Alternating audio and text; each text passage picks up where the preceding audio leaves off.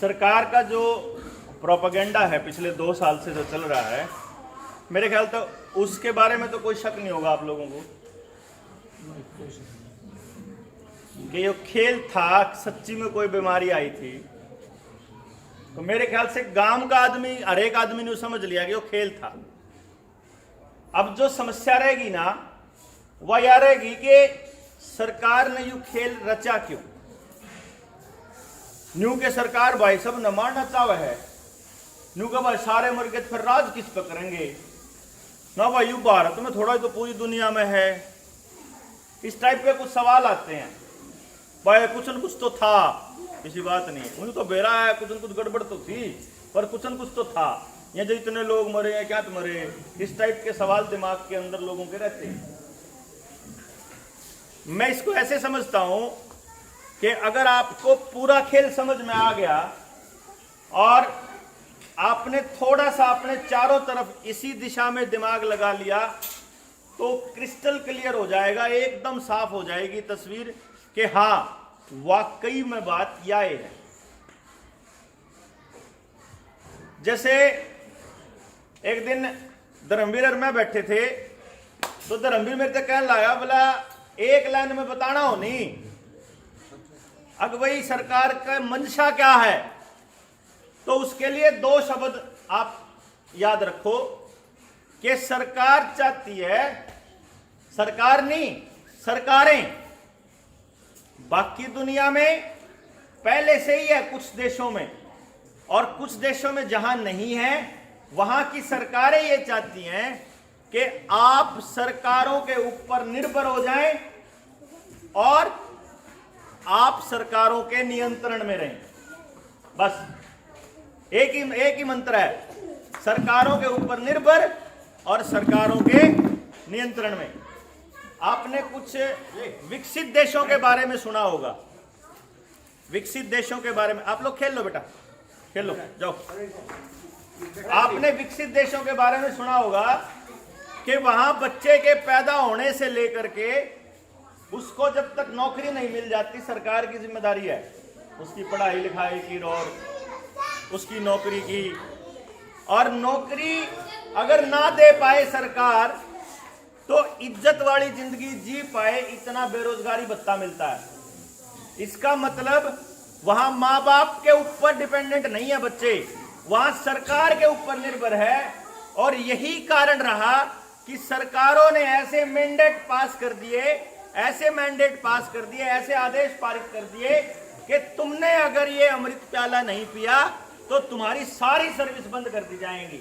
जो कर कोई नहीं कहते है ना, और फलाने देश में पूरा 3 बार हो लिया, 4 बार हो लिया, उन देशों में तो भैया ये तो तरीका था। जिसके समझ में आ गया कि सरकार खेल खेल रही है, वो तो नहीं लगवाएगा। और अगर वो नहीं लगवाएगा तो सरकार उसको क्या कह रही।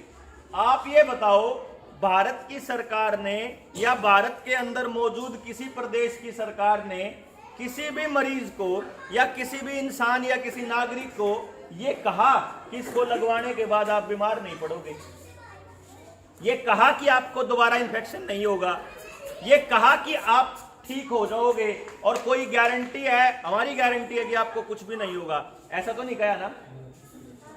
सरकारों ने क्या कहा, आपकी पेंशन बंद हो जाएगी, आपको बस में नहीं चढ़ने देंगे, रेल में नहीं चढ़ने देंगे, राशन नहीं मिलेगा, डीसी दफ्तर नहीं जा पाओगे, बाहर नहीं निकलने देंगे, बच्चों को स्कूल नहीं जाने देंगे, नौकरी का फार्म नहीं भर पाओगे, आपकी रजिस्ट्री नहीं होएगी, आपका कोई काम नहीं होएगा। ये तो क्या होगा।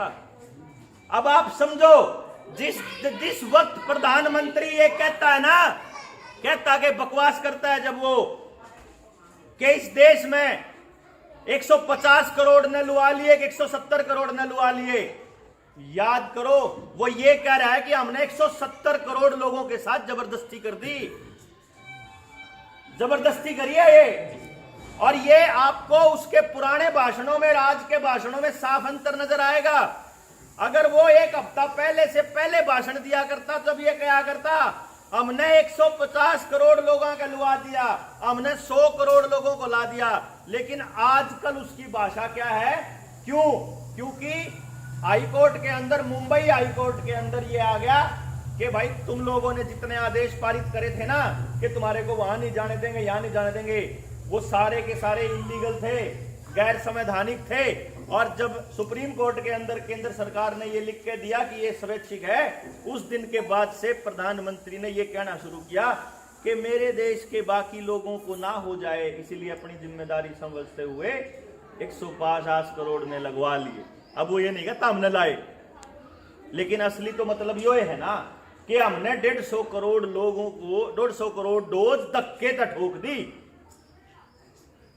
अब ये आती है तानाशाही की कि जब उन्होंने बीमारी का दांसा देके, जब बीमारी के नाम पे लगाए ही नहीं, लगाए ही लाइसेंस नहीं बनेगा, आपकी आरसी नहीं बनेगी इन चीजों के नाम पे, तो इसका मतलब तो टोटल सरकार गड़बड़ में है। यही हमारा बोलना था कि आप, सरकार कहती है कि भाई वॉलंटरी है लगाना। मैं कई लोगों से ये पूछता हूं कि सरकार ने अगर ये कह दिया कि वॉलंटरी नहीं है, जबरदस्ती है, फिर लगा लोगे? अगर सुप्रीम कोर्ट कह दे कि जबरदस्ती है, लगवानी पड़ेगी, फिर लगवाओगे सारे? क्यों लगवाना पड़ेगा? कल ना कह देंगे कि अपनी छोरी नहीं भेजो रात ना, जब जब तनख्वाह मिलेगी, जब जीण देंगे, जब देश में रहने दोगे, दे दोगे। अंधा कानून शरीर मांग रहे हैं आपका, आपका शरीर मांग रहे हैं, आपका शरीर मांग रहे हैं, शरीर नहीं मांग रहे हैं ना। ये कह रहे हैं तुम आज हाथ अड़ाओ अपने मारे आगे तनख्वाह के लिए, जीने के लिए। आपका शरीर मांग रहे हैं ना। एक ही संघ में और शरीर के किसी और अंग में फर्क है क्या? कोई फर्क नहीं है। सुप्रीम कोर्ट आपके सामने मैं दिखाऊंगा आने वाले टाइम में, अगर आप नहीं जागे तो। WHO की ट्रीटी आने लग रही है, WHO की हेल्थ ट्रीटी, उसके अंदर बकायदा हर सरकार को चिट्ठी लिखी है उन्होंने कि तुम लोग इसके ऊपर साइन करो। अगर हमारी सरकार ने, कैबिनेट ने उसके ऊपर साइन कर दिया ना, तो हमारे देश के संविधान के ऊपर हो जाएगा WHO का आदेश। WHO का आदेश संविधान के ऊपर, और सुप्रीम कोर्ट संविधान से ऊपर नहीं बोल सकती कुछ भी। सुप्रीम कोर्ट चुपचाप ऐसे ही रहेगी जैसे ईब जज बैठे थे घरों में बंद होकर। उस टाइम पे सुप्रीम कोर्ट चू भी नहीं करेगी, क्योंकि उस टाइम पे उस ट्रीटी का मतलब ही ये है कि आपने पूरी उनका ड्रामा क्या है कि पूरी दुनिया को बचाने के लिए जो रह गए उनको लाने पड़ेंगे। ऐसा क्या है कि सब कहलाना पड़ेगा? आपको अगर हमारी इतनी चिंता है तो हमारे को जितनी बीमारियां लगी हुई हैं हमारे परिवारों में, हमारे समाज में, हर बीमारी का फ्री में इलाज होना चाहिए, हर बीमारी का। तो हम मानते हैं कि आप हमारे लिए चिंतित हो। नोइरना ये ड्रामा करना बंद करो। एक मास्टर जी थे, वह न्यू कहते, मैं ये गुड़गांव की बात बताऊं, न्यू कहने लगे, बोला मन्नर मेरी छोरी तो कौन लुआया, मेरी घरवाली ने लुआ लिया। मैंने बोला ईसा के था भाई, एक घर में एक रह तो रखो, लुआना कि नहीं लुआना? न्यू बोला हमने लुआना कौन था, हमने बेरा था, इसमें गड़बड़ है, हमने बेरा था, इसका नुकसान है, तो फिर क्यों लुआया भाई? बोला मेरी घरवाली का DDO जो उसका अफसर था, वो न्यू बोला अगर नहीं लुआओगी तो जो है तनख्वाह नहीं लिखड़ेगी। मगर कल ने न्यू कह दोगे अगर नहीं रात ना आओगी तो तनख्वाह नहीं काटूंगा, तो भेज देगा अपनी घरवाली में। कल न कह देगा अपनी छोरी ने भेज देगा, नहीं तो तनख्वाह नहीं काटना तो कल न भेज देगा। तनख्वाह खातर, नौकरी खातर, कहीं भी जीण खातर, मैं तुमको जीण खातर भी नहीं दूंगा। मैं तो अपना शरीर, मैं अपने छोरे की शरीर के रक्षा करना मेरा धर्म है, और दुनिया का कोई कानून इसके आगे नहीं हट सकता। अपना धर्म निभाओगे, कानून के पालन में मरोगे। आपा उन योद्धाओं के मतलब बच्चे हैं जिनने अपनी जान दी है आजादी खातर, सच्ची में जान दी है, असली में फांसी पे चढ़े हैं वे लोग। तो हम अपने बालका की इज्जत बचाने खातर, अपने परिवार की इज्जत बचाने खातर, मतलब हम इतना भी नहीं कर सकते कि हम छाती ला के खड़े हो जाए, कौन जान देवा भाई घर में। यो सरासर नाकामी थी हमारी, और इस चीज को सरकार ने बकायदा भुनाया कि समाज को अकेला अकेला कर दो, समाज को इतना तोड़ दो कि एक आदमी दूसरे के लिए बोल नहीं पाए। जिस टाइम पर राशन की कोटे की लाइनों के बाहर ना हमारा गरीब आदमी राशन के लिए खड़ा था, और बारे टीके लाने वाले बैठा रखे थे ना, उस दिन डूब के मरने जी करना चाहिए था। उस दिन महाराज जी दुखा करता, अगर जिंदगी घर में रोटी आन लग रही उन्हें कथिया शर्म नहीं आती रहा गांव मेरे शहर में। भाई थारे रोटी का जुगाड़ है तो तुम इन गरीब आदमियों के बराबर में नहीं खड़े हो सकते कि तुम राशन के बराबर में क्यों कर रख रहे हो यार इसमें। ठीक है, तुम बीमारी को ठीक करने के लिए 100 बार लगाओ, लेकिन तुम राशन नहीं मिलेगा ये कह करके तुम किसी के शरीर के साथ जाति कर रहे हो यार, ये तो गलत है। इसलिए निकलना पड़ा था कि काल तो इनके ऊपर अत्याचार होने लग रहा है गरीब आदमियों के ऊपर। कल तो आज तो अकेले के ऊपर करना, काल में मेरे घर में बढ़ के करेंगे तो केव बनेगा। इसलिए समाज का साथ रहना बहुत जरूरी है। इन्होंने समाज के अंदर ऐसे मुद्दे दिए बकायदा कि आप एक दूसरे से टूटे रहो, आप एक दूसरे से बटे रहो, आप एक दूसरे से बात करके भी राजी ना रहो। इसीलिए ना कभी किसी पॉलिटिशियन से पूछने की हिम्मत होती, ना किसी की न्यू पूछने की हिम्मत होती। अगर तू वोट मांगने तो आ गया था, तू जब हमारे बड़का के स्कूल बनते जिम की थारे बुप्पी आड़े उसे की होगी सरकार, बालू आड़े ते बना रखा होगा है। जब स्कूल बनते, जब धक्का हो रहा था, कित थाओ कित तो बुप्पी था, कि तो नया जो से सपने देख रहे हैं और मुख्यमंत्री बन के शैलजा पैलजा सुरजेवाड़ा खुरजेवाड़ा, ये जो भजनलाल आड़े बंसीलाल आड़े चौटाला आड़े कित थे, कोई भी नहीं आया। ऐसा भारत के इतिहास में पहली बार होया देश के अंदर कि एक पॉलिटिकल पार्टी जो बोल रही है, सारी पॉलिटिकल पार्टी वाई भाषा बोल रही है। इसके पीछे भी हमारे को षड्यंत्र समझ में नहीं आया। जब हमारे आस पड़ोस में हार्ट अटैक से लोगों मरने वालों की संख्या बढ़ गई, जब हमारे आसपास ब्रेन हेमरेज होने लग गए, लकवे के केस बदल लग गए, हमारा जब भी समझ में नहीं आ रहे क्या दान लाग रहे। इबियापन हुए कहा अगे तो नॉर्मल है भाई, हो जाया करें, ये तो औंधे आए। अरे के 10-10 साल के बालका के औंधे आए, के 15-15 साल के बालक मरते आए। नॉर्मल नहीं है यो, खेल है पूरा। और जिस दिन पूरा खेल समझ में आओगा ना, उस दिन नींद को ना आवे।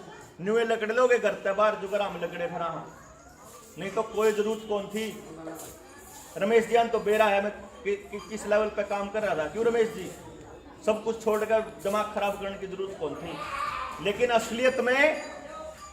असलियत में इतना बड़ा षड्यंत्र है आपके बच्चों को पूरी तरह से गुलाम बनाने के लिए कि आपको समझ में नहीं आएगा। आप में से एक आधा जना कोई ना कोई मोबाइल पे गेम तो खेलता होगा। क्यों भाई खेलता होगा? मोबाइल में गेम कैसे आया करें? मोबाइल में या तो गेम आते हैं जिसके अंदर बंदूक चल दी हो, गोली चल दी हो, क्यों भाई, या दूसरे टाइप के आया करें कि ये टास्क पूरा करोगे तो आपको आगे बढ़ने के लिए टाइम देंगे, ये टास्क पूरा करोगे तो तुम ये कर सकते हो, पावर आगे बढ़ने की ये लगती है। और तीसरे टाइप के गेम आते हैं जिसमें गैम्बलिंग हो, जिसमें जुआ खेलना हो, जिसमें सट्टा हो। यही आ गए भाई, पॉइंट्स भी उसी हिसाब से मिलते हैं और अगर क्रेडिट कार्ड के साथ जोड़ दो तो पैसे भी उसी हिसाब से मिलते हैं या खर्च करने पड़ते हैं। 3 टाइप के गेम तो बच्चों को उलझा दिया। उससे थोड़े बड़े आ जाओ आप लोगों को भी तो यही कह रखा है कि ये टास्क पूरा करोगे, अगर पहली खुराक लोगे तो उड़े जास को हो, दूसरी लोगे तो उड़े जास को। क्यों जी, यो ये काम वीडियो गेम में छोटे बालक दे रखा, यो ये काम मारते दे रखा। इसीलिए हम कहते हैं hive of mind, blockchain, neural link, artificial intelligence, robotics और ये ड्रोन, ये इतने सारी चीजें हैं टेक्निकल। वो गांव का आदमी जो कदे गांव तक बाहर नहीं गया, जिसने दुनियादारी का बेरा नहीं, वो कैसे समझेगा इस कहानी में। 1980-85 के आसपास, 85 और 90 के आसपास महाभारत रामायण आई थी टेलीविजन में, आई दिन था। उस टाइम में खिड़कियां वाले टेलीविजन थे इतने बड़े बड़े, गामा में थोड़े थोड़े होया करते। मान लो मैं उस टाइम था न्यू कह दंदा, मान लो किसे ताऊ था मैं न्यू कह दंदा, अक्ताऊ आने वाले टाइम में 30 साल में एक ऐसा काम हो जाओगा, अब टेलीविजन ने अपने हाथ में लेके घूम सकोगे और अपने रिश्तेदार से बात करने खातर उनकी शक्ल भी देख लोगे दूर बैठे, बिना एंटीना बिना तार। तो के कंधे उस टाइम पे ताऊ छोरे क्यों पागल बना हुआ है, दिमाग खराब हो रहा तेरा तो असंभव लागे था ना, छोरे क्यों पागल बना हुआ है। लेकिन आपको बता के, आपको जान करके हैरानी होगी कि मोबाइल फोन का आविष्कार 1960 में हो चुका था। और मैं बात कर रहा हूं अगर 90 में भी हम बात कर दे, यानी जो सी बात मैं कहने लाग रहा हूं ना, यानी जिस टाइम आपको टेलीविजन दिखाया गया उस टाइम पे मोबाइल फोन आ लिए थे। हमारे को टेक्नोलॉजी से 20-30 साल पीछे रखने का एक कारण है कि आप जैसे लोगों को, जब मेरे जैसा आदमी या कोई आपका बच्चा जब अमेरिका जा रहा है और वो आके आपने समझाने लग गए कि आने वाले टाइम में आपके साथ ऐसा होने वाला है, तो आप उसकी बात का भरोसा ना कर पाओ, इसलिए अपने को पीछे रखा जाता है।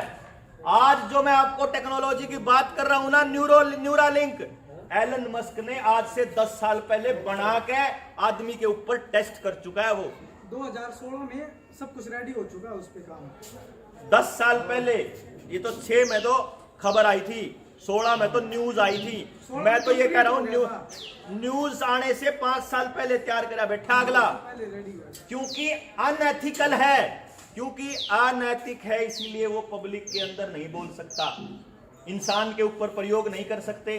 तो वो क्या कहता है, हमने बंदरों के ऊपर प्रयोग कर लिया है, हमने कुत्तों के ऊपर प्रयोग कर लिया है, लेकिन असलियत में इंसानों के ऊपर वो कर चुका है और इंसान की मेमोरी तक रिप्लेस करने का सॉफ्टवेयर तैयार है। यानी आपको पता ही नहीं चलेगा आप कौन हो। अगर आपके अंदर से एक मेमोरी निकालनी हो तो बटन से निकाल सकते हैं। अगर आपको रोबोट की तरह चलाना हो, अगर आपसे हाथ उठवाना हो, आपकी मर्जी के बिना आपका शरीर चला सकते हैं वो लोग, आपकी मर्जी के बिना, सिर्फ वहां से इंस्ट्रक्शंस देंगे। इस लेवल पे टेक्नोलॉजी है। अब आपको कैसे समझाएं कि आपकी गुलामी का रास्ता तैयार होने लग रहा, सिर्फ आपके शरीर में चिप डलनी चाहिए, बस वह चिप जो यहां लगने वाली है गुद्दी में, और गुद्दी में लगने वाली चिप का रास्ता हाथ में लगने वाली चिप से जाएगा, और हाथ में लगने वाली चिप का रास्ता आपके इस सर्टिफिकेट से जाएगा, जिसने दिखाने खातर बोल रहे हैं कि सब ने दिखाना पड़ेगा। थोड़े दिन में न्यू कहेंगे सर्टिफिकेट की जरूरत नहीं है, थारे हाथ में चिपे लगा देते हैं, उन्हें दिखा दिया करिए। आपका बैंक का खाता, ड्राइविंग लाइसेंस, आपकी जिंदगी के जितने कागज हैं सारे उसे में पाऊंगे, तो आपने कितने कुछ लेके घूमने की जरूरत नहीं, आपको एक कार्ड बना के दे देंगे। इसका मतलब क्या हुआ कि ये हर शरीर तक पहुंचने का जरिया है जो ये आपको लगा रहे हैं, और ये प्रोपेगेंडा भी इसी खेल के लिए रचा गया था। अब ये कैसे समझाएंगे कि आपको कंट्रोल करने के लिए आपका सिर्फ 2 ही चीजें तो कंट्रोल करनी है, आपका दिमाग और आपका खाना। कंट्रोल कर लो आप, कंट्रोल आपका खाना कर लो, चाहे कुछ करवा लो। क्यों जी? बंदर ने मदारी जब सिखावा है शुरू में, या शेर ने सर्कस में जब उसका ट्रेनर सिखाता है, भूखा ही तो रखा करे, भूखा रखो, 2-4 दिन में उसने कुछ करने को अगर वो मान जाए तो एक रोटी का टुकड़ा पकड़ा दो, तो उसने न्यू बेड़ा ला गया, भाई क्या मान लूंगा तो रोटी मिलेगी, नहीं तो नहीं मिलती, थोड़े दिन में समझ में आ जाएगी। तो अगर आपकी रोटी और आपका जीने का तरीका अगर इनके काबू में आ जाए तो आप काबू में है। अब आपको धीरे धीरे पता लग रहा होगा, इस देश में 2014 में 40 करोड़ लोग थे गरीबी रेखा से नीचे, 2014 में, और प्रधानमंत्री का 2021 में सदन का भाषण है, उसमें प्रधानमंत्री छाती चौड़ी करके ये बोलता है कि हमने 85 करोड़ लोगों को घर बैठे अनाज दिया। इसका मतलब अपने देश में 85 करोड़ लोग अनाज के लिए हाथ पसारने वाले हो चुके हैं। थोड़े से रह रहे हैं, वह भी हो जाएंगे जल्दी ही। दुकान उनकी भी बंद होने लाग रही, काम धंधे उनके भी ठप होने लाग रहे, जमींदार की जमीन किसान क्रेडिट कार्ड के नाम पे लोन पे पड़ी है, और बाकी कर्जदार हैं, बालक कुछ कर नहीं रहे, मोबाइल पे लगे रहे हैं, नशेड़ी हो रहे हैं। आने वाले टाइम में जल्दी ही या तो और भी लोन आ जाएगा, घर का सोना चांदी पैसा सब खाली हो जाएगा, और फिर एक दिन ऐसा आएगा जब ना जमीन रहेगी ना पैसा रहेगा, तो उसके बाद आपको कंट्रोल करना कितना मुश्किल है। ये लाल डोरा उसी का हिस्सा है। आपकी जो सामूहिक जमीनें हैं उनको प्राइवेट कंपनियों को देना और उनको बेचना, ये एकमात्र रास्ता है लाल डोरे का। लाल डोरे पे बोलते 2 साल हो लिए, किसान आंदोलन में कितना तुक्के मार मार का बोला करता मैं, अरे अपनी जमीन बचा लो, अपनी जमीन बचा लो, अगला खेल बहुत भयंकर होने वाला है, अपने बालकान बचा लो। जब भी मैं किसान आंदोलन में उड़े बैठ की बजाय चाहे तो टिकरी बॉर्डर पर आया करते, नहीं तो गामा गामा जाके समझाया करते। अब आप ये समझो कि आपको अपने बच्चों को बचाने के लिए केवल सरकारों को कोसना होगा या कुछ करना भी होगा।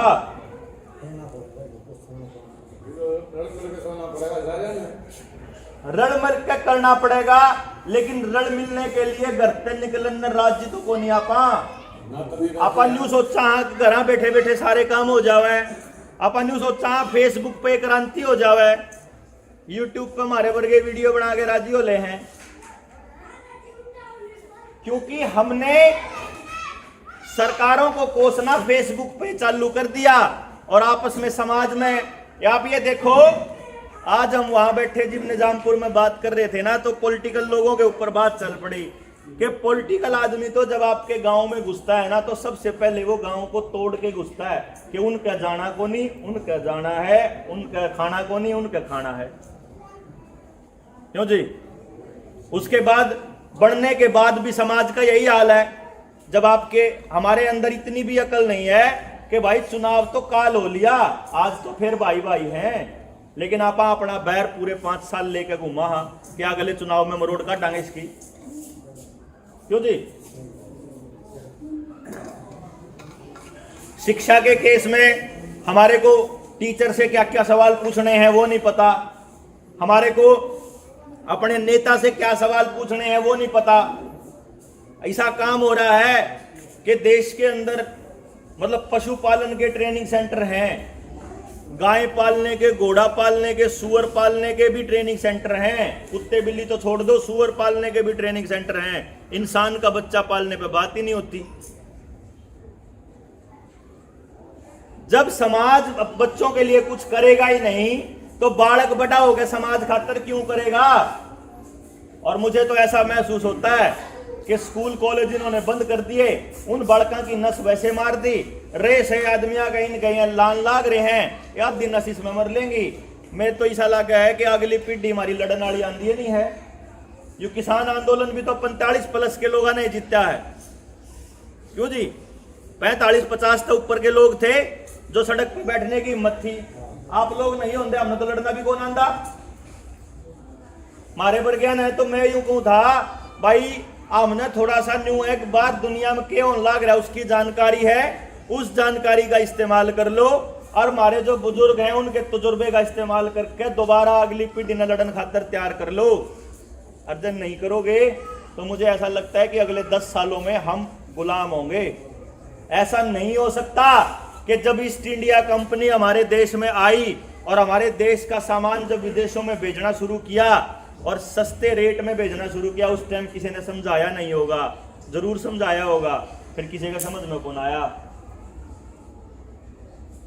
आखिर में फिर भगत सिंह हरनन्यू ने कहा था भाई मरना ही पड़ेगा रे, और कोई राह नहीं है। इनका कौन आंधी समझ में, ये लाश पे तो इकट्ठे हो जावे हैं, ये जिंदे जी आदमी की बात कौन मान दे।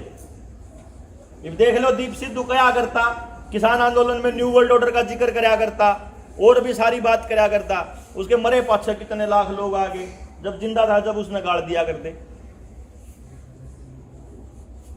आप ये समझो कि इस टाइम पे सरकार का जो काम है वो ये है कि आपकी जेब से पैसा जल्दी से जल्दी निकाला जाए, आपके घर से आपका जो धातु है, सोना चांदी और जितना भी और हीरे जो और बात है, लोहा, वो सारा का सारा आपके घर से निकले, डिजिटल हो। आप अपना पैसा खर्च करने की आदत बदलो। आपकी पैसा खर्च करने की आदत मोबाइल से होनी चाहिए, बैंक में जाके ना होनी चाहिए। डिजिटल करेंसी आने वाली है, उसके ऊपर वैसे ही सिमुलेशन हो चुका है जैसे 2019 के अंदर जॉन हॉपकिंस यूनिवर्सिटी में मिलिंडा एंड गेट्स फाउंडेशन और यूनाइटेड नेशंस की फंडिंग के साथ इवेंट 201 हुआ था। इवेंट 201 जो था वो रिहर्सल थी कि आने वाले टाइम में किस देश ने कब लॉकडाउन लगाना है, उसकी रिहर्सल पहले कर चुके थे। तो अब जो आपके बैंक बर्बाद होने वाली है उसकी रिहर्सल में रशिया भी शामिल था, अमेरिका भी शामिल था और चाइना भी शामिल था। जय किसी ने न्यू लगता हो कि यूक्रेन और रशिया का युद्ध जो है ये युद्ध है, ये युद्ध नहीं है, ये खेल है, स्क्रिप्ट है, महाभारत रामायण की तरह स्क्रिप्ट है, लिखी गई है कि आपके दिमाग में क्या डालना है। आपको आदत डालनी है कि आप घरों के अंदर कैद रहें। अगर आप लोग इस चाइना वाले और सिंगापुर वाले, मलेशिया वाले इस जाल से पीछा छुड़ा गए, अगर इनके जाल में ना फंसे, और रोज खबरा मान ला कि नहीं, फलानी जगह इतने केस मिले, फलानी जगह इतने केस मिले, हमने कहो मगर आने वाले कौन मान दे तारी, सारा बेरा थारा फर्जीवाड़ा है। लेकिन ये बात बोलो, अगर आप इस जाड़ में नहीं फंसे तो हरियाणा के अंदर जरूरत से ज्यादा गर्मी करके लोगों को बाहर सड़क पे मारा जाएगा। फिर तो घर हम बैठोगे, उससे भी नहीं मानोगे तो युद्ध का आक्रमण कर दिया जाएगा, एक आधे गांव के नजदीक गोला घेर दिया जाएगा, बम फाड़ दिया जाएगा, फिर तो बैठोगे। उससे भी नहीं मानोगे, एलियन का अटैक करवा के दिखा दिया जाएगा, आपके बैंक अकाउंट सब फ्रीज कर दिए जाएंगे कि जाओ तुम ना, पैसा ही नहीं मिलता, फिर क्यों कर काटोगे। किसी भी हाल में आपको घरों के अंदर कैद करके रखा जाएगा। ये खेल चल रहा है। आने वाले 10 साल मतलब 8 साल तो कंपलसरी है। 2030 तक इनको सस्टेनेबल डेवलपमेंट प्रोग्राम तैयार करना है। यूनाइटेड नेशंस का एजेंडा 21, जिसको आजकल एजेंडा 2030 बोलते हैं, वर्ल्ड इकोनॉमिक फोरम, वो दुनिया के सारे अमीर लोग ये चाहते हैं कि इस दुनिया की आबादी हमारे हिसाब से काम करे, हमारे हिसाब से सोचे, हमारे हिसाब से चले। जिसे हम कहें वो खाए, जो हम कहें वो चले, जहां हम जाने को बोले वहां जाएं, जहां हम जाने से मना करें वहां ना जाएं। और इसीलिए पिछले 2 साल से आपके ऊपर प्रैक्टिस चल रही है कि आप कहीं जाने से मना कर दिया जाए तो आप चुपचाप मान लेते हो कि नहीं मान लेते। आपको चुपचाप कुछ करने को बोल दिया जाए, आप चुपचाप कर लेते हो कि नहीं कर लेते। थाली बजाना, दिए जलाना, लॉकडाउन करना, मुंह ढकना, पहली डोज लुआना, तीसरी लुआना, चौथी लुआना, उड़ा जाना उड़ा ना जाना, सब इसी खेल का षड्यंत्र है कि आप लोगों को किसी तरह से करने को दिया जाए। जैसे हमारा मास्टर स्कूल में घंटी बाज दे। आप देखो बालका की प्रोग्रामिंग के घंटी बाज जाए और बालक जाके लाइन में खड़े हो जाए प्रार्थना में, किसी ने कहा ही नहीं। वो प्रोग्रामिंग तो है, 5-7 बार 10 बार को आदत पड़ जाएगी। घंटी बाज दे, उठ के बाज ले, घंटी बाज दे, आ जाए। यही तो है। आपको भी ऐसे ही घंटी के साथ चलाने का खेल है। अब निर्भर यह करता है कि आप अपनी अगली औलादों के लिए फाइट करते हो कि चुपचाप गुलामी को, जंजीरों को अपने ऊपर लाद लेते हो। ये नहीं बनेगी बात। ना कोर्ट सुनवाई करने वाली है, ना कोई जज सुनने वाला है, ना कोई अफसर सुनने वाला है, ना कोई नेता सुनेगा। ध्यान रखिएगा, कोई पॉलिटिकल पार्टी नहीं सुनेगी, ये ध्यान रखना। आपको रगड़ा ही जाएगा अगर आप नहीं बोले तो, अगर आप नहीं घर से निकले तो, अगर आप सड़क पर नहीं आए तो। कोई रास्ता नहीं है। आप सोचो ना, आम आदमी पार्टी बोल ली हो, तृणमूल कांग्रेस बोल ली हो, शिवसेना बोल ली हो, समाजवादी पार्टी बोल ली हो, जयंत चौधरी बोला हो, चौटाला बोला हो, हुड्डा बोला हो, या ये जितने मैंने नाम लिए कोई बोला, मतलब ही नहीं। बल्कि सबके अंदर ये होड़ लगी हुई है कि कौन बड़ा बड़ा लाख आवे मुंह के ऊपर। होड़ लगी हुई है कि कौन कितना चालान लूटता है। कि अगर हरियाणा वाला साफ हवा में सांस लेने का 500 रुपए लूटता है तो दिल्ली वाला 2000 लूटेगा। और उसी 2000 लूटने का इनाम था, मैंने अपनी वीडियो में बोला होगा, अगर आप वो चैनल उड़ा दिया, अगर आपने सुना हो तो, कि इसको 2000 रुपए लूटने का इनाम दिया जाएगा पंजाब। याद रखना। और फिर लोगों के दिमाग में यह घुसाया जाएगा कि हरियाणा में भी इसकी बनेगी, और यह दिमाग में घुसाया जाएगा कि प्रधानमंत्री का अगला कैंडिडेट ये होगा, क्योंकि वो भी वर्ल्ड इकोनॉमिक फोरम का एक आदमी है। दिल्ली के अंदर सबसे ज्यादा सीसीटीवी कैमरे लगा के अगला साबित कर चुका है। सीसीटीवी कैमरा अगला खेल है। आपको जितने भी यूनियन टेरिटरी हैं, 8 हैं केंद्र शासित प्रदेश, 8 के 8 में टेस्टिंग चालू है 23 मार्च से हर केंद्र शासित प्रदेश के अंदर चालान कंप्यूटर से काटे जाएंगे। वहां ट्रैफिक नहीं होगा, ट्रैफिक का कोई हवलदार नहीं होगा। यानी आप चलते चलते आपने बेल्ट नहीं लाई, मोबाइल पे बात, जो भी बात है, आपका चालान कट जाएगा। ये आर्टिफिशियल इंटेलिजेंस को इस लेवल पे आपके ऊपर हावी कर देंगे कि आने वाले टाइम में आपको सड़क पे निकलते टाइम रोबोट देखेंगे, चेक करेंगे कि आपके शरीर में वो मटेरियल है कि नहीं है।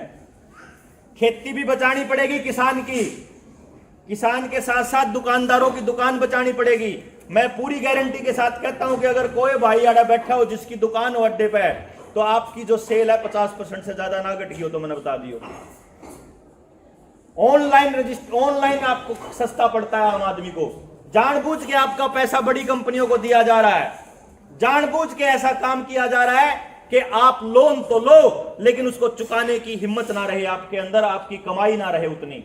इसीलिए किसान को, किसान के बेटे को, आपके ट्रांसपोर्ट वालों को, आपके किसी को भी इस लेवल पे लेके जाएंगे कि आपकी आमदनी से ज्यादा आपका खर्चा होना चाहिए, तभी तो आप कर्जदार बनोगे, तभी तो आप रोटी के लिए बोलोगे रोटी रोटी दे दे रहा भाई रे, कुछ नहीं चिंता, जो कहोगा कर देंगे। ये पूरी योजनाबद्ध तरीके से ट्रांसपोर्ट को बर्बाद करने का भी यही खेल था, आपके शरीरों को भी नुकसान देने का। मुझे पूरा यकीन है जिस किसी ने 2-2 ले रखे होंगे अमृत काले, उनके शरीर में 1-2 का तो साइड इफेक्ट आने स्टार्ट हो ही लिए होंगे। चाहे उसका शरीर ढीला पड़ गया हो, चाहे दर्द रंधा हो शरीर में, चाहे कोई आस पड़ोस में किसी के लकवा मार गया हो, किसी के हार्ट अटैक होया हो।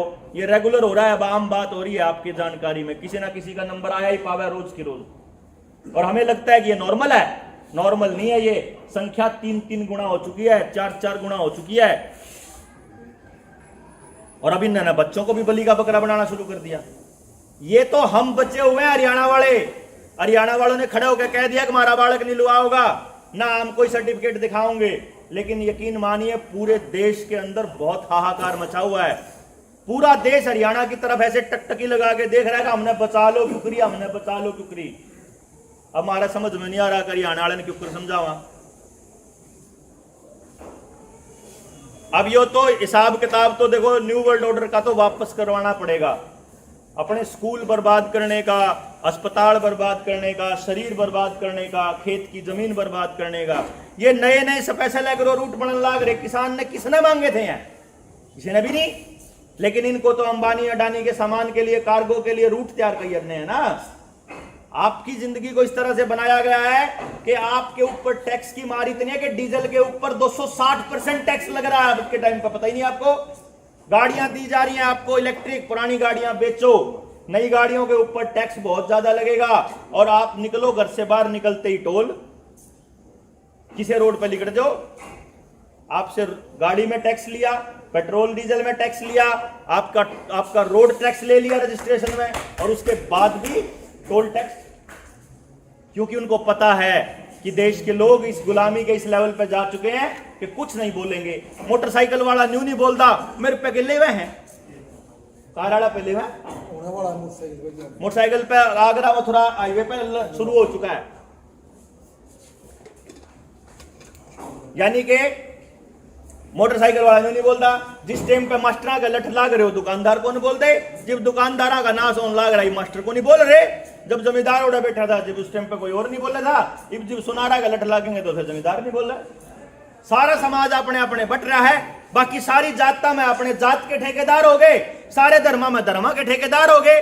वह ठेकेदार जो है उन तक पूछे बिना आप कुछ कर देगा नहीं, क्योंकि ठेकेदार बोलेगा तो आप बोलेंगे।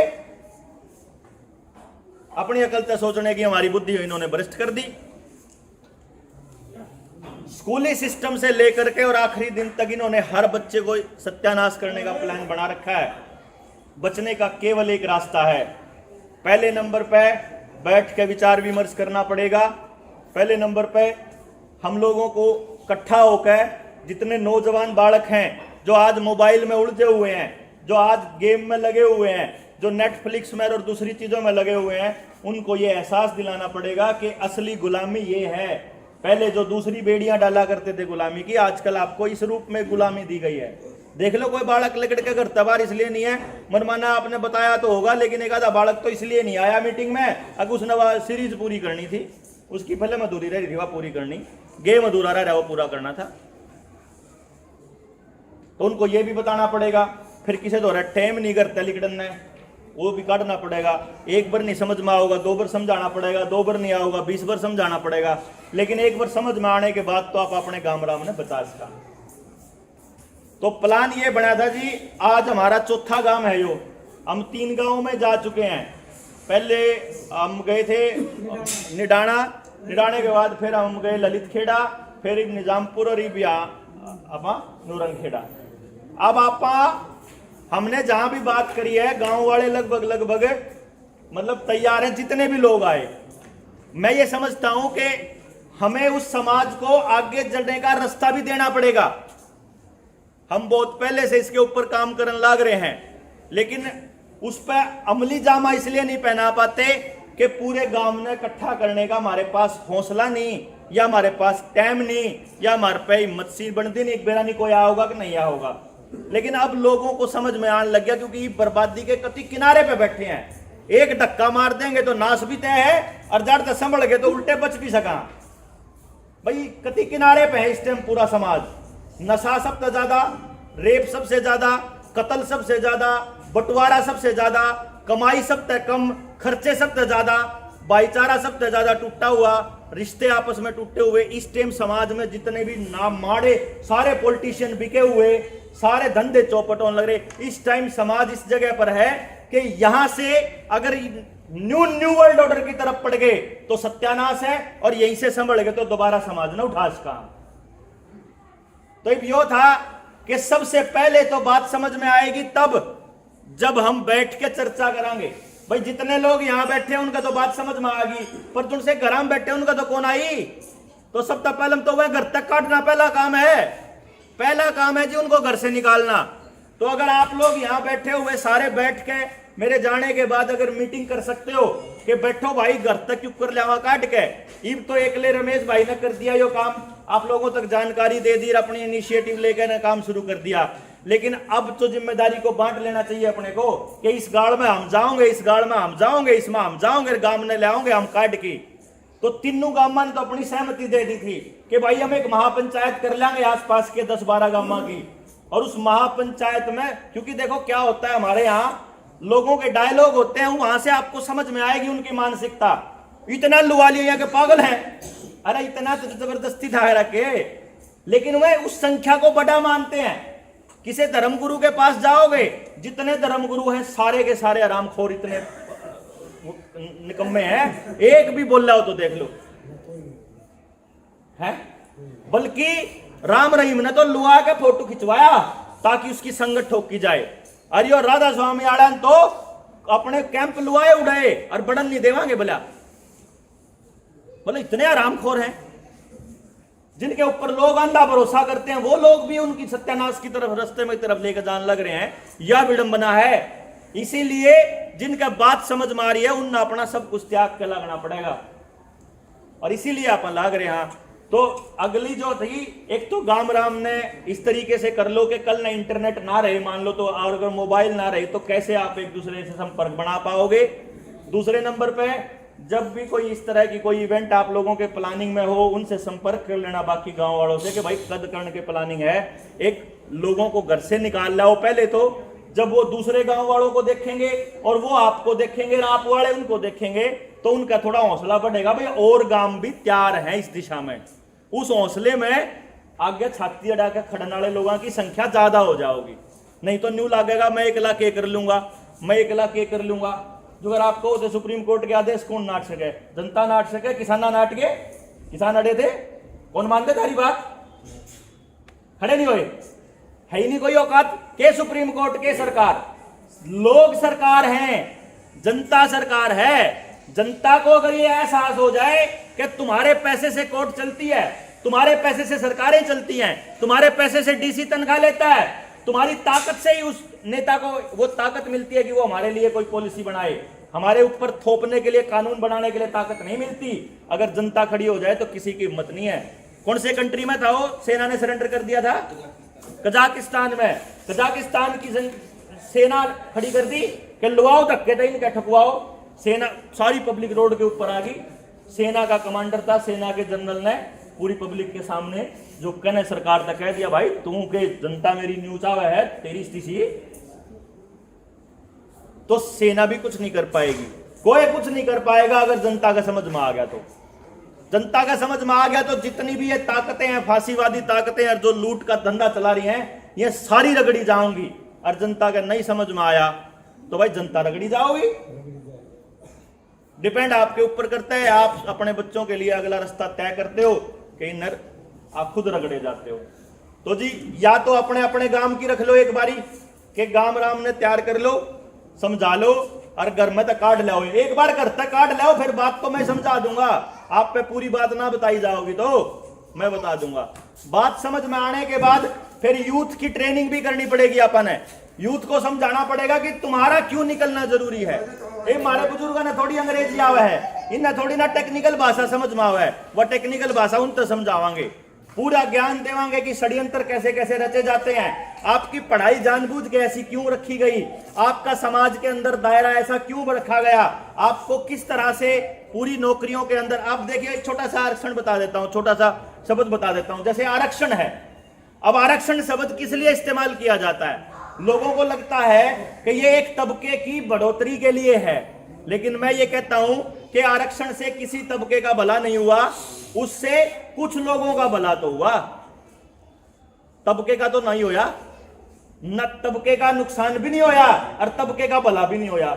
कुछ लोगों का फायदा हुआ और कुछ लोग कहते हैं नुकसान हुआ। कहते हैं होया किसी का नहीं फायदा, ना फायदा है ना नुकसान होया, क्योंकि वो बालक नहीं लागता तो कोई और लागता। लेकिन एक बात याद रखो, आरक्षण वाले बच्चों के दिमाग में तो यह डाला जाता है कि तुम्हारा हिस्से का यह खागे, जनरल कैटेगरी वाले खागे, और जनरल कैटेगरी के बालका के दिमाग में यह डाला जाता है कि थारे हिस्से का यह आरक्षण वाले खागे। लेकिन अगर सही तरीके से देखा जाए, मान लो 1000 छोड़ो 50,000 भर्ती हो, 50 की 50,000 अगर नॉन आरक्षण वालों को लगा दी जनरल कैटेगरी, सारे बालक फिर भी नहीं लाग सकते। 22 लाख बालक हैं बेरोजगार, क्यों जी? सारे तो फिर भी नहीं लाग सकते ना, सारे आरक्षण वाले ला दो फिर भी नहीं लाग सकते। तरीका एक ही मात्र है, एक मात्र, बच्चे के अंदर क्या टैलेंट है बचपन में पता लगा लो, बचपन में ही पता लगा करके अपने गांव में वो रास्ता तैयार करो कि उसका वो निखार हो जाए, और गांव के आसपास ही रास्ता तैयार करो कि उससे वो पैसा कैसे कमाए, रोजी रोटी के। ये एकमात्र रास्ता है कि हर बच्चे के पास वो टैलेंट है। इस दिशा में भी काम करेंगे, एक एक चीज का ब्लूप्रिंट है कि गांव कैसे सुधरेंगे, किस तरह से करेंगे। बस एक ही चीज है इसके अंदर कि इसमें कोई बाहर का आदमी आपके गांव में आकर काम नहीं करेगा, कोई बाहर का आदमी आपके गांव में बचाने नहीं आएगा। गांव आपका है, बच्चे आपके हैं, भविष्य आपके बच्चों का है, आपको ही समझना पड़ेगा, आपको ही करना पड़ेगा, आप ही करोगे। हम जैसे लोग केवल बता सकते हैं, केवल समझा सकते हैं, केवल जो उनके पास है वो दे सकते हैं, आ नहीं सकते आपके गांव को संवारने। गांव को संवारना गांव के ही आदमी को पड़ेगा।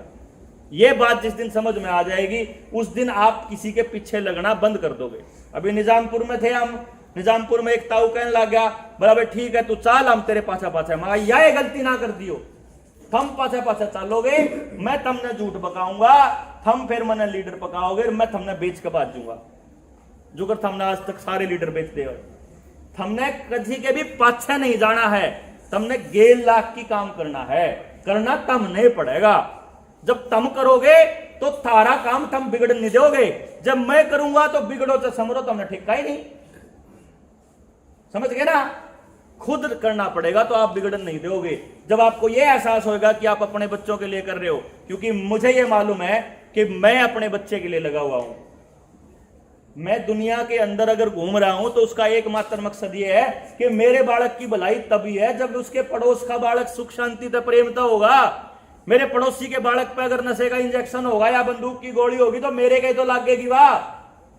मैं क्यों कर सुरक्षित रख लूं अपने बालक ने?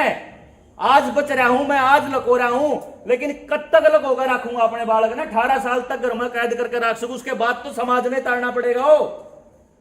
तो समाज जैसा बनाया होगा वैसा ही तो चीज मिलेगी। मैंने जिस टाइम पंजाब के अंदर नशाखोरी चल रही थी, हरियाणा बोले नहीं, जिस टाइम सिरसा के थड़ में आई उस टाइम बोले नहीं। आ लिया होगा गांव में समय, चरस, गांजा सब कुछ आ लिया होगा, और सरकार की शय पे बिकन लाग रहा, और यू बधेगा। आपके बालक बेशक बच रहे होंगे लेकिन गणेदन बच नहीं पाओगे, क्योंकि सरकार ने पूरा इंतजाम कर रखा है। अडानी की 1.5 लाख के नशे की तस्करी अफगानिस्तान से खूब चल रही है। 2-2 हजार किलो, 3-3 हजार किलो ड्रग्स पकड़ी जाती है। 3,000 किलो ड्रग्स पकड़ी जाने का मतलब है 30,000 किलो ड्रग्स का धंधा कहीं हो रहा है, सीधा बात है, क्योंकि इतना सा हिस्सा पकड़ाया जाता है।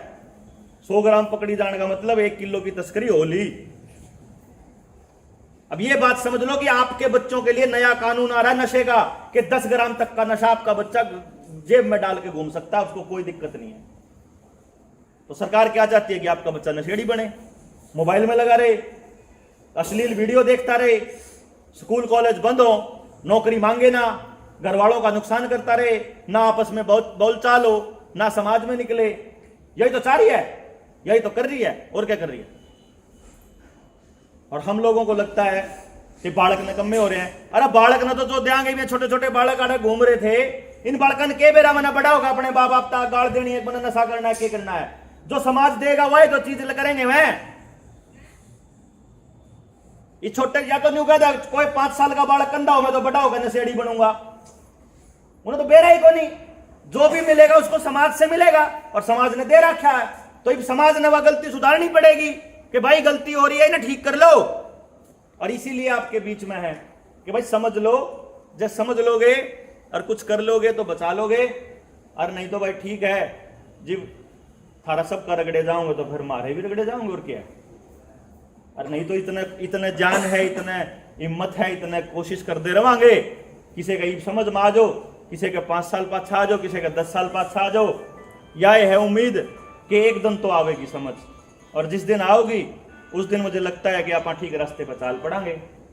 तो अपनी मीटिंग्स करके अपने गाँव वालों में बुलाओ, चाहे तो गांव की रख लो एक बड़ी मीटिंग, फिर रख लेंगे महापंचायत वगैरह, लेकिन इसके बिना समझ में आए बिना आप कुछ नहीं कर पाओगे। तो पहले तो गांव राम समझाना ही पड़ेगा, और मैंने कोई रास्ता नजर में नहीं आता। क्यों जी? मैंने इसने गालते। तो जैसे भी आपको लगता है आप लोग अगला स्टेप उठाइए, मैं तो हाजिर हो जाऊंगा जब भी आपका आदेश आएगा, और जो मेरे बस का होगा वो आप करांगे, और जो बस का नहीं होगा उड़ा जोड़ देंगे, ना कुछ लेना ना कुछ देना।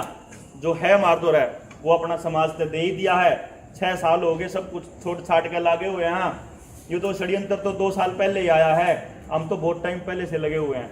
नहीं तो चंडीगढ़ में कोचिंग सेंटर चलाने वाले आदमी ने कौन जरूरत क्या की, ठीक ठाक बढ़िया रुपये कमा के है। लेकिन फिर भी मैं उम्मीद यही रखता हूँ कि जिस दिन गांव राम के समझ में आ गया उस दिन इन तानाशाह लोगों की तख्ता इन पलट दी जाए 1 मिनट में, और आपा करांगे। और बस यह उम्मीद ही है जो हमारे को चला के रखती है। कई लोग ने कहा अरे भला इतना क्यों कर बोल ले है, इतना क्यों कर चाल ले है, इतना क्यों कर ले है, क्या चीज है जो चलावा है। भाई वह चीज है, पहली बात तो यह है कि उम्मीद कति जीरो है। अपन किसी तो कोई उम्मीद नहीं, कौन साथ देगा, कौन करेगा, कौन नहीं करेगा, के मिलेगा के नहीं मिलेगा। एक तो यह चीज है कि भाई उम्मीद जीरो है। आप अपने हिस्से का काम ईमानदारी से करा, बस यह शांति है, वो आप करन लाग रहे हैं। बस ये ध्यान रखना, बाहर से कोई आदमी आके अगर ये कहता है, और मैं भी जिस दिन ये कहूं कि मैं बदलूंगा और मैं करूंगा, उस दिन समझ लियो वो समाज का सबसे बड़ा चोर है। वो कर ही नहीं सकता, एकला आदमी कर ही नहीं सकता।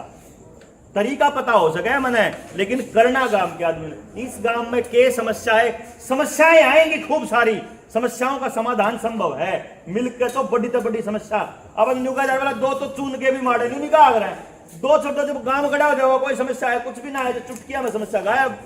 गांव में 5-4 नकम्मे आदमी होया करें, के नकम्मे उन तो लपेटे जाओगे। मैं तो जिस दिन समझ में आ गई गांव के, उनके भी आ जाओगी। भाई तेरे बालक की भी तो भलाई की बात कर रहे हैं, तेरा कोई नुकसान थोड़ी कर रहे हैं। इसलिए ये बहुत जरूरी है कि हम लोग इकट्ठे होकर के अपनी अगली पीढ़ियों के लिए काम करें।